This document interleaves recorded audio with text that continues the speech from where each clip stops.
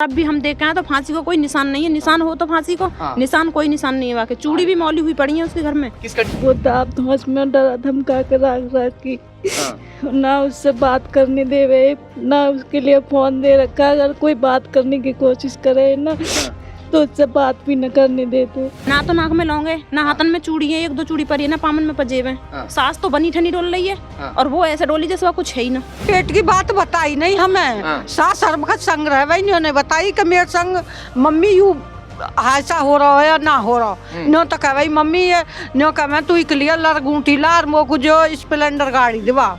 आज एक और बेटी दहेज की बलि चढ़ चुकी है। मैं इस वक्त बुलंदशहर के जिला अस्पताल में पोस्टमार्टम हाउस पर मौजूद हूं। आए दिन मैं आपको खबरें दिखाता रहता हूं। बेटियों की जो बलि है वो लगातार जो दहेज दानव है वो लेता रहता है। जो बेबस पिता है वो इस वक्त यहाँ मौजूद हैं। इकलौती बेटी थी उनकी और उसकी शादी में इन्होंने अपनी हैसियत से ज़्यादा उसे दहेज दिया था, बाइक वगैरह दी थी। मगर जो बाइक है वो इनके दामाद की समझ में नहीं आ रही थी।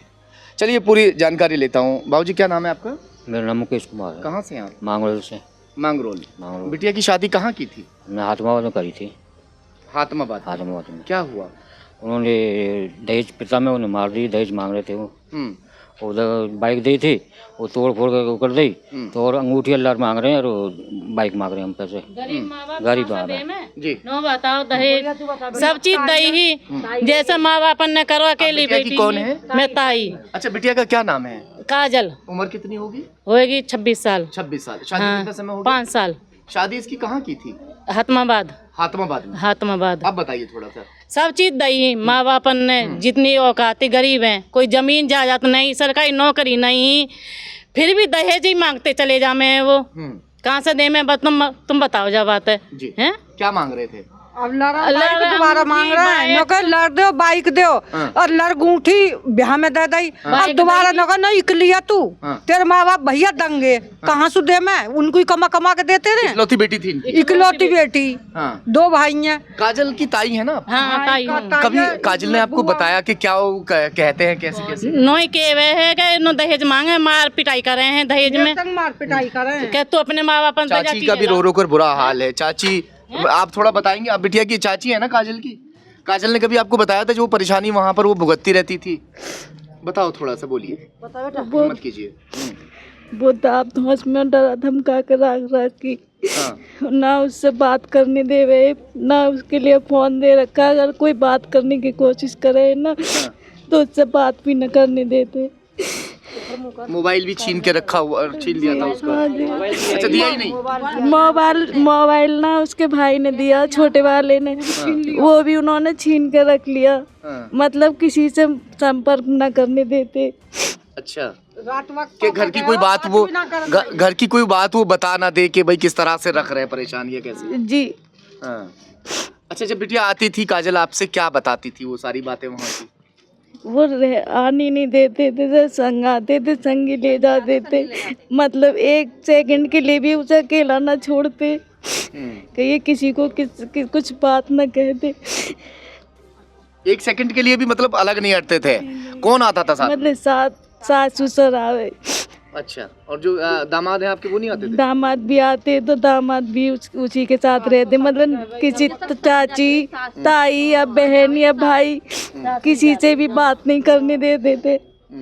इतना सब कुछ होता था, बिटिया ये सब कुछ झेल रही थी, तो आपने कभी कहा नहीं? ऐसे अपने पेट की बात बताई नहीं हमें। सास सर्वगत संग रह वही नहीं बताई कि मेरे संग मम्मी यू ऐसा हो रहा है या ना हो रहा। नो तो कह भाई मम्मी है, नो कह तू क्लियर लर गुंठी लार मोको जो स्प्लेंडर गाड़ी दिवा। कौन सी बाइक दी थी? पहले कौन सी बाइक दी थी? पहले स्प्लेंडर। पहले स्प्लेंडर दी थी। हाँ। अपाची बाइक चाहिए थी। हाँ। यही होता भी है। जो बेटियां हैं वो माँ बाप को दुख ना हो, माँ बाप का दिल ना दुखे, इस वजह से बहुत सारी बातों को अपने कलेजे में दफन कर लेती हैं और शायद इसी वजह से ये खामियाजा भुगतना पड़ता है। वो खुद घुटती रहती हैं, खुद तिल मरती रहती हैं, मगर अपने माँ बाप या भाई को बताती नहीं हैं कि उनके साथ में वहाँ पर ससुराल में क्या क्या हो रहा है। कुछ बातें वो बता दिया करती थी कि शायद इन बातों से सब लोग राज़ी हो जाएं। कुछ जेवरात वो मांग रहे थे, बाइक वगैरह वो मांग रहे थे कि नीचे मॉडल की बाइक दी है, स्प्लेंडर वगैरह, अपाची बाइक हमें दे दो, मेरे दोस्तों को अपाची बाइक मिल रही है, बुलेट बाइक मिल रही है, तो बड़े मॉडल की जो बाइक है वो उसको चाहिए थी। वो लगातार तिल तिल घुट घुट कर मर रही थी। मैं एक बात कहता हूँ कि अगर बिटिया ने खुद भी ये कदम उठाया हो तो उसको टॉर्चर किया गया, शायद इसीलिए उसने ये कदम उठाया। अगर सरकार इस पर कोई कड़ा ऐसा कदम उठाए तो शायद जो बेटियां हैं वो घुट घुट कर ना मरे। दहेज प्रथा जो कुप्रथा है, अगर ये ख़त्म हो जाए तो शायद जो बेटियां हैं वो ऐसे ना मरे। रात में बेटी कहीं से आया, उन्होंने मेरे आने के बाद टॉर्चर करी है, टॉर्चर करी है। रात मेरे आने के बाद मैंने उससे बात करी लड़की से, वो बात मेरे से कोई नहीं बताई, कुछ नहीं बताया उसने। मैंने कहा हम ले चले, नहीं। आपसे आखिरी बार कब बात हुई थी? आने टाइम पे रात में 7 बजे 8 बजे वहाँ से चला था गाँव हाथमार से। तो अब मैंने गांव के कुछ लोग ये हैं कि बिटिया ने खुद ही अपने साथ ऐसा कर लिया। वो नहीं, ऐसे नहीं, वो बात ही नहीं करने देते थे, हमसे बात ही नहीं करी थी। मैं ऊपर जा रहा था, उससे बात करने, बोले ऊपर मत जाओ, बात नहीं करने देंगे हम, नीचे आते ये बात करो, नहीं बिल्कुल मत करो। यानी फोन उसके पास नहीं था? नहीं था। पहले तो फोन छीना लिया हो उनको, 5-6 दिन पहले। और अब भी हम देख के आए तो फांसी को कोई निशान नहीं है। निशान हो तो फांसी को, निशान कोई निशान नहीं है। वाकई चूड़ी भी मौली हुई पड़ी है उसके घर में। किस कंडीशन में, किसने खबर दी थी आपको कि बिटिया खत्म हो गई? मौसीन के लिए हमारे बाबा ने खबर दी। जब पहुंचे हम वहाँ जी, ना तो नाक में लौंगे, ना हाथन में चूड़ी है, 1-2 चूड़ी पड़ी है, ना पामन में पजेब है। सास तो बनी ठनी डोल रही है और वो ऐसे डोली जैसे कुछ है ही ना। और घर में नमक के डिब्बा विब्बा सब, ना गैस सिलेंडर कुछ भी ना। घर में गैस को चूल्हा खाली रखो, सिलेंडर ना है वहाँ जगह। और वहाँ नमक का डिब्बा ऐसे फेंके पड़े, सरफ के। चोट के निशान कहाँ कहाँ है? कहीं भी ना, कुछ भी कोई चोट का निशान नहीं है? चोट को निशान ना, ना गर्दन पे है ना कहीं और है? नहीं, कुछ सब वो लोग कुछ क्या देख के कह आए। रहे हैं? वो ना करें अपने आप मरी है फांसी लगा के। तो हम ये बोल के आए, अगर ये फांसी लगा के मरती तो निशान तो होते थोड़े घने। निशान ना है बाकी गर्दन, कोई निशान नहीं? कोई निशान नहीं है गर्दन।